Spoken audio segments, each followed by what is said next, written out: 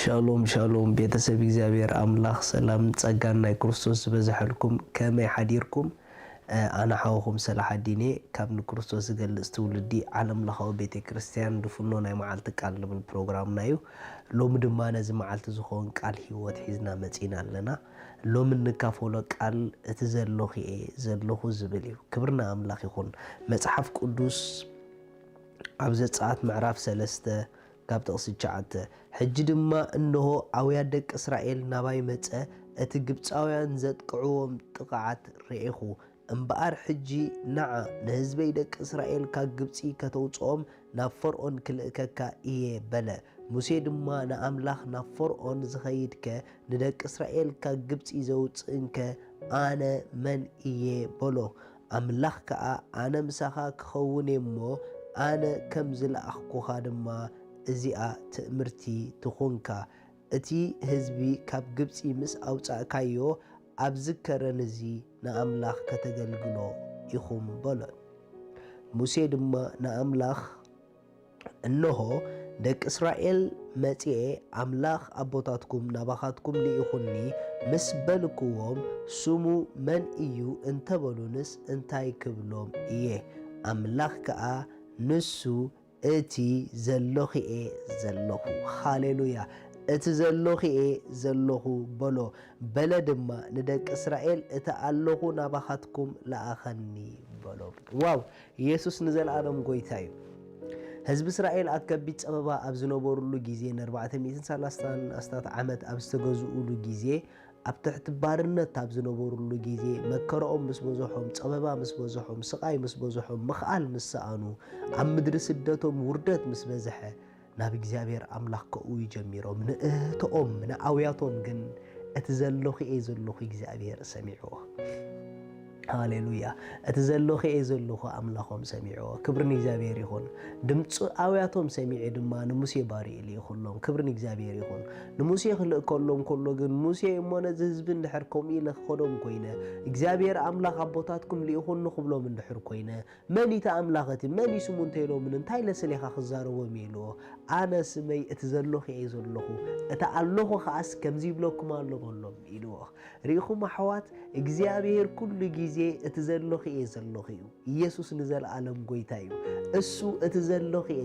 እዩ ምኽንያቱ ብብዙሕ ዓይነት መንገዲ ንሓልፍ ክንህሉ ንኽእል ኢና ኣብ ዝተፈላለየ ዓይነት ኩነታት ክንህሉ ንኽእል ኢና ግን ደስ ይበልኩም እዚ መልእኽቲ ንዓኹም እዩ ኣምላኽኪ እቲ ዘለኹ እዩ ኣምላኽካ እቲ ዘለኹ እዩ ብኻልእ ኣዘራርባ ኣብ ናትካ ጉዳይ እግዚአብሔር ዘይብሉ ሃሊካ ይፈልጥን እዩ ኣብ ኩሉ ጉዳይካ እቲ ዘለኹ እግዚአብሔር ንዓኻ እዚ ማለት እግዚአብሔር ኣብ ኩሉ ጉዳይካ ብዝስምዐካን ብዘይስምዐካን ብዝርድአካን ብዘይርድአካን ንሱ ኣሎ ምኽንያቱ እቲ ዘለኹ ንሱ እቲ ዘለኹ ሎማ ሓደ ሰብ ይዓውጅ ኣብ ጉዳይ ኣብ ነገረይ ኣምላኸይ እቲ ዘለኹ ንዓይበሉ እቲ ዘሎ ይበሉ ሃሌሉያ እግዚአብሔር ኣብ ናትክ ነገር ከይሃለወ ውዒሉ ኣይፈልጥን እዩ ምኽንያቱ ንሱ ኩሉ ጊዜ እቲ ዘለኹ እዩ ቀፂሉ ግን እንታይ ልዎ ትፈልጡ ዲኹም እቲ ኣለኹ ማራ ባጋዳያ እቲ ኣለኹ ከምዚ ይብል ኣሎ ኢሉ ሃሌሉያ ሎም መልእኽቲ ኣለኒ ነዚ ቃል እዚ ትሰምዑ ሰባት ኣብ ምንታይ ኩነታት ኣለኹም ኣብ ምንታይ መንገዲ ኣለኹም እንታይ የጋጥመኩም ኣሎ ብዘየገድስ ኣምላኽካ እቲ ኣለኹ እዩ ማኣስ ሕጂ ሃሌሉያ ኣምላኸይ እቲ ኣለኹ ንዓይ ማኣስ ሕጂ ኢየሱስ ንዘለዓለም ጎይታ እዩ እቲ ዝነበረ ይኮነን ኖ እቲ ኣለኹ እሱ እግዚአብሔር እቲ ዘለኹ እዩ እግዚአብሔር ማኣስ ሕጂ ሃሌሉያ ስለዚ ደስ ይበልካ ካብቲ ተሓልፎ ዘለኻ ንላዕለ እቲ ዘለኹ ዝበለካ ዓባ ኣምላኽ ስለ ዝኾነ ሕጂ ዘሎ ኣብ ቤትካ ሕጂ ዘሎ ኣብ ጉዳይካ ሕጂ ዘሎ ኣብ ነገርካ ሕጂ ዘሎ ኣብቲ ዘለኻዮ ማንም ዓይነት ኩነታት እግዚአብሔር ስለ ዝኾነ ንኹነታትካ ንገሮ ኣምላኸይ እቲ ዘለኹ ይበሎ እቲ ዘለኹ ማለት ከዓ ኣምላኸይ ኣሎ ሕጂ በሎ እግዚአብሔር ኣሎ ብዝጉዳይ ዝበሎ ምኽንያቱ እቲ ኣለኹ ከዓ ስሙ እዩ እቲ ኣለኹ ከዓ ኢሉ ልኢኹ እዩ ሃሌሉያ لما أنت إجزابير دهاي الله نعين نعكم دهاي دما الله هاليلويا أملاخي الله نعي الله نعاها الله نعاها يسوع قويتايو دسي بالكي نبيتك نجاريو نقدايك نجاريو أملاخي دهاي سمعي باليو دهاي دما أتالله إيدني باليو هاليلويا ريخم أحوات دس عيبلوكمن كاب إجزابير مهلا وزبلس نجار أنت هالو السخاب هالو زي فتح قداي أنت هالو السخاب هالو ملس زي ركب نجار أنت هالو السخاب هالو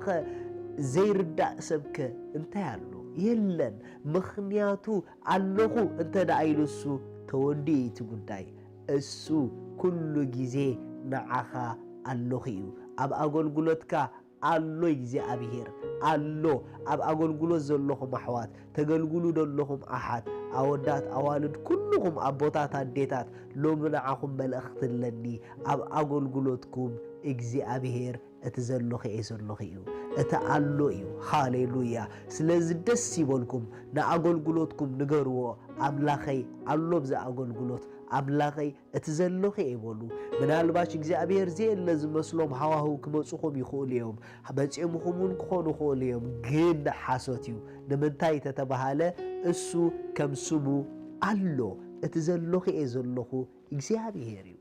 نسمعتكم نزلخم مخناتات ملس هابو ملسو دما السو